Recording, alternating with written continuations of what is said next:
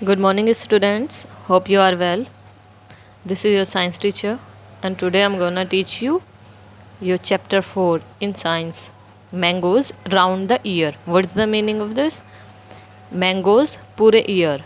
हम मैंगोज़ को पूरे ईयर खाते हैं, पिकल बना करके, जैम बना करके और आम पापड़ बना करके. और भी कई सारे वेजिटेबल्स होते हैं जिनका हम पिकल बना लेते हैं. पूरे ईयर हम कैसे प्रिजर्व रख लेते हैं, ये बेकार क्यों नहीं होता है, ख़राब क्यों नहीं होता है, हमारा खाना बेकार हो जाता है कुछ टाइम बाद, कल कैसे प्रिजर्व रहता है. We will study in this chapter and see a picture here. Lunch time है और नीतू, अमन एंड प्रीति अपना लंच बॉक्स ओपन करते हैं. Wow, Aman's lunch box has sweet puris. Aman के लंच बॉक्स में स्वीट पूरीज हैं. Hey today Neetu has brought potato sabzi. और नीतू पोटैटो सब्जी लेकर आई है. आई हैव गोट भिंडी. और प्रीति भिंडी लेकर आई है. अमन कहता है अजीब सा मुंह बना करके, oh Neetu, I think your potato sabzi is spoiled. तुम्हारी पोटैटो सब्जी ख़राब हो गई है शायद. तुरंत ही प्रीति कहती है डोंट ईट दैट. उसे मत खाना. You may fall sick. तुम बीमार हो सकती हो. हेयर यू टेक सम भिंडी. ये लो, तुम भिंडी खा सकती हो. अब आपने ये सिचुएशन देखी, इससे रिलेटेड कुछ क्वेश्चंस हैं. How did Aman know that the potato सब्जी हैज़ गोट स्पॉइल्ड. अमन को कैसे पता चला होगा कि पोटैटो सब्जी बेकार हो गई है. स्मेल से पता चलता है. कोई स्मेल करके बता देते हैं फूड स्पॉइल हो जाता है. Have you ever seen some food that has got spoiled. How did you know that it was spoiled. ऐसा आपके साथ भी हुआ है कि आपका फूड ख़राब हो गया हो और आपको कैसे पता चला.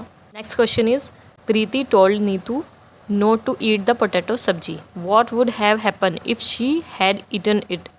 प्रीति ने नीतू को मना किया कि पोटैटो सब्जी मत खाना. अगर वो खा लेती तो क्या हो जाता.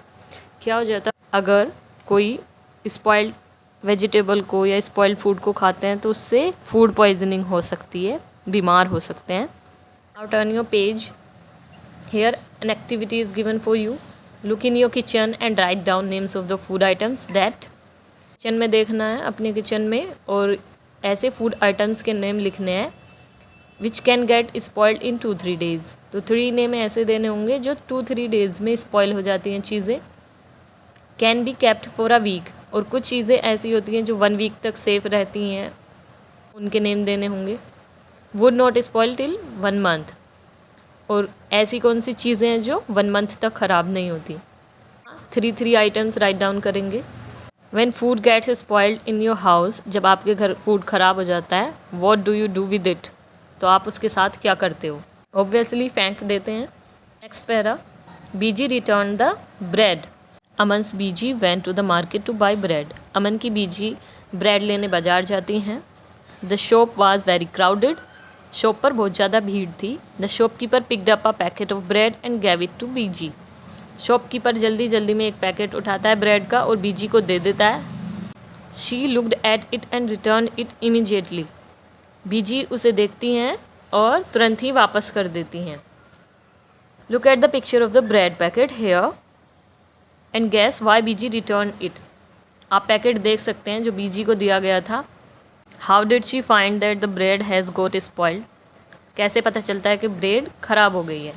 जो ब्रेड होती है उस पर स्पॉट्स आ जाते हैं, black black green green fungus होता है जो ब्रेड को स्पॉइल कर देता है. तो वो ब्रेड पर बाहर से ही दिख रहा होता है पैकेट में, तो इसलिए बीजी रिटर्न कर देती हैं. Look carefully at 2-3 packets of food items. आप किसी शॉप पर जाते हैं, फूड आइटम्स लेते हैं, किट हैं या चिप्स है या कोई भी any other food item. What can we know from what is written on the packet. तो पैकेट पर कुछ लिखा होता है तो उससे हम क्या पता कर सकते हैं. मैन्युफैक्चरिंग डेट होती है और बेस्ट बिफोर डेट कि कब तक वो फूड सेफ़ रहेगा खाने के लिए. When you buy anything from the market, what do you look for on the packet. और जब भी तुम कोई पैकेट अगर मार्केट से कुछ चीज़ खरीदते हो तो पैकेट पर क्या देखते हो. सबसे पहले मैन्युफैक्चरिंग डेट देखते हैं. इससे हमें आइडिया हो जाता है कि ये फूड सेफ़ है या नहीं, हम इसे खा सकते हैं या नहीं. Now next page. How does food gate spoiled. Food ख़राब कैसे हो जाता है, क्यों हो जाता है. एक्सपेरिमेंट दिया आपके लिए. Take a piece of bread और रोटी. ब्रेड ले सकते हैं या फिर रोटी. Sprinkle a few drops of water on it. और उस पर कुछ बूंदे पानी की डालें. And put in a box. और इसे एक बॉक्स में रख दें. Close the box. और बॉक्स को बंद कर दें. सी द ब्रेड और roti every day until you find some changes on it. आप इसे डेली ऑब्जर्व करिए और जब तक ऑब्जर्व करिए डेली तब तक के उसमें कोई चेंजेस ना दिखने लगें। चेंजेस क्या दिखेंगे आपको, उसमें स्मेल आने लगेगी, बैड स्मेल आने लगेगी और उस पर कुछ स्पॉट्स दिखने लगेंगे, निशान दिखने लगेंगे। You can do this activity at your home. Question is from where did the fungus come on the bread. Bread पर ये फंगस आती कहाँ से है। जो एयर होती है उसमें ही माइक्रोब्स होते हैं, फंगस भी उसी में होता है और वो ब्रेड को इन्फेक्ट कर देता है और उस पर वो ग्रो हो जाता है। क्योंकि ब्रेड थी हमने उसे वाटर में गीला किया था, वेट किया था उसे, उस पर वाटर स्प्रिंकल किया था जिससे वो फंगस होती है वो आसानी से ग्रो कर जाती है। Different kinds of food items spoil due to different reason. अलग अलग फूड आइटम्स जो होते हैं वो अलग अलग वजह से ख़राब होते हैं। जैसे ब्रेड है उस पर फंगस लगने से वो ख़राब होता है। हरी वेजिटेबल करी है, सब्जी है और मिल्क है वो अलग वजह से बैक्टीरिया की वजह से इन्फेक्ट हो जाता है और उस वजह से वो ख़राब होता है। सम फूड्स स्पॉइल सोन। कुछ फूड ऐसे होते हैं जो बहुत जल्दी ख़राब हो जाते हैं। सम स्टे गुड फॉर लॉन्ग। और कुछ ऐसे होते हैं जो काफ़ी समय तक, काफ़ी टाइम तक वो सेफ़ रखे रहते हैं। देख सकते हैं मिल्क को अगर बॉईल ना किया जाए तो वो 1 डे में ख़राब हो जाएगा। पल्सेस होती हैं उन्हें एयर टाइट कंटेनर में रख के हम 1 मंथ तक भी उन्हें सेफ़ रख सकते हैं।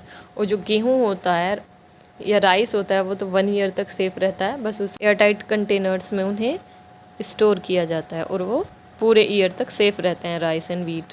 फूड का स्पॉइल होना सीज़न और कंडीशंस पे भी डिपेंड करता है। रेनी सीज़न है उसमें मॉइस्चर ज़्यादा होता है तो उस वजह से, ह्यूमिडिटी की वजह से बहुत जल्दी चीज़ें ख़राब होती हैं, फूड ख़राब होता है। विंटर्स में ऐसा नहीं होता और इसीलिए हम अपने फूड को समर सीज़न में अपने फूड को रेफ्रिजरेटर में स्टोर करते हैं। टेम्परेचर कम होता है वहाँ पर तो बैक्टीरिया एंड फंगस ग्रो नहीं कर पाते और फूड बेकार नहीं होता। ऐसे आप समझ गए होंगे कि सीज़न एंड कंडीशन पर भी डिपेंड करता है फूड का स्पॉइल होना। Remaining chapter I'll continue in next video. Hope you understand well. Thank you. Have a wonderful day.